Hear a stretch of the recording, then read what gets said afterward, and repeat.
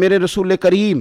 صلی اللہ تعالیٰ علیہ وآلہ وسلم کے صحابی حضرت سیدنا کعب رضی اللہ تعالیٰ عنہ ارشاد فرماتے ہیں کہ ایک شخص نبی پاک صلی اللہ علیہ وسلم کے سامنے سے گزرا تو صحابہ کرام علیہم رضوان نے اس کی چستی دیکھ کر، بڑا چست نوجوان تھا، بڑا تیز چل رہا تھا، اس کی چستی دیکھ کے صحابہ نے کہا کاش اس کی چستی اللہ کے راستے میں ہوتی،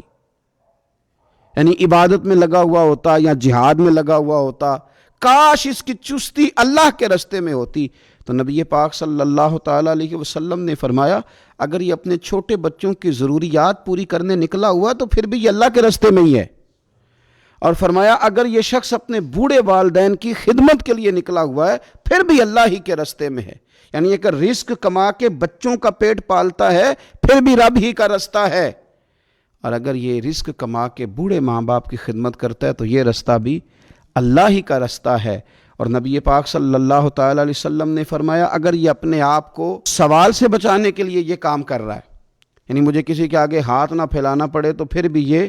اللہ ہی کے راستے میں ہے۔ ہاں اگر یہ ریاکاری کے طور پر، فخر کے طور پر یہ کام کر رہا ہے تو پھر یہ شیطان کی راہ میں۔ اگر صرف اس لیے مال جمع کر رہا ہے کہ میں ذرا لوگوں کو پتہ چل جائے بڑا مالدار ہوں، میرا بعض لوگوں کے اوپر ذہن ہوتا ہے آگے بڑھنے کا، شوق ہوتا ہے بلا وجہ